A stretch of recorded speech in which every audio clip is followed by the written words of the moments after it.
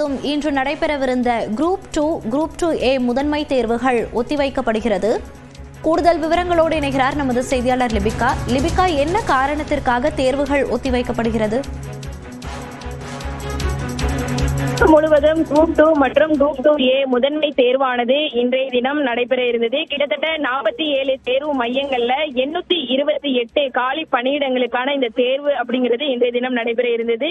கடந்த ஆண்டு செப்டம்பர் 28ஆம் தேதி ஏற்கனவே முதல்நிலை தேர்வு என்பது நடைபெற்று முடிந்த நிலையில் இன்றைய தினம் இந்த மெயின் எக்ஸாம் அப்படிங்கிறது இன்றைய தினம் நடைபெற இருந்தது.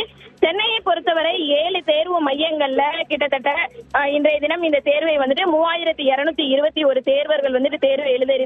இந்த நிலையில் சென்னை அரும்பாக்கத்தில் இருக்கக்கூடிய வைஷ்ணவா கல்லூரி, அதே போன்று திருவல்லிக்கேணியில் இருக்கக்கூடிய மாநில கல்லூரி, நந்தனம் அரசு கல்லூரி ஆகிய இடங்கள்ல அந்த தேர்வு மையம் என்பது இன்றைய தினம் ஒதுக்கப்பட்டிருந்தது.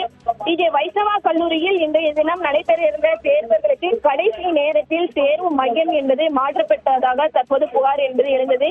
காலை 6 மணியிலிருந்து தமிழகத்தின் பல்வேறு இடங்கள்ல இருந்து வந்திருக்கக்கூடிய தேர்வர்கள் இந்த மையத்துல காத்திருந்த நேரத்தில் தேர்வு நடைபெறுவதற்கு சற்று நேரம், அதாவது சுமார் அரை மணி நேரத்திற்கு முன்பு மட்டுமே அவர்களுக்கு அந்த தேர்வு அப்படிங்கிறது இந்த இடங்கள்ல இல்ல அப்படிங்கிற ஒரு தகவல் என்பது தெரிய வந்தது.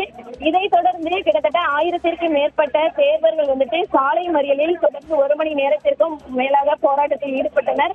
அது மட்டும் இல்லாமல் போராட்டத்தில் ஈடுபட்ட தேர்வர்கள் தமிழகம் முழுவதும் இன்றைய தினம் நடைபெற இருக்கக்கூடிய இந்த தேர்வை முழுவதுமாக ஒத்திவைக்கப்பட்டு ரத்து செய்யப்பட்டு இந்த தேர்வு இன்னொரு நாளில் நடைபெற வேண்டும் அப்படிங்கிற ஒரு கோரிக்கையை முன்வைத்து அவர்களுடைய இந்த போராட்டம் என்பது தொடர்ந்து நீடித்தது.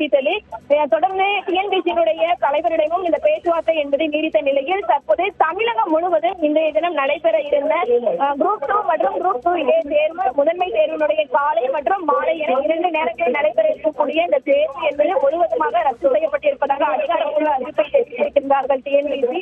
அது மட்டுமின்றி தொடர்ச்சியாக இன்று நடைபெற இருக்கக்கூடிய இந்த தேர்வு என்பது இன்னொரு தேதியில் எழுத்து தேர்வு என்பது அறிவிக்கப்படும். அந்த தேதி என்கிற தினம் என்பது பின்னர் அறிவிக்கப்படும் அப்படிங்கிறது டிஎன்பிசி சார்பில் தற்போது அதிகாரப்பூர்வமாக தெரிவித்திருக்கிறார்கள். தொடர்ந்து இந்த தேர்வு மைய குழப்பத்தின் காரணமாகவே தேர்வு எழுத வந்தவர்களுக்கு பல பிரச்சனைகள் ஏற்பட்டது. இதன் காரணமாக தான் தொடர்ந்து போராட்டத்திலும் ஈடுபட்டார்கள் தேர்வர்கள்.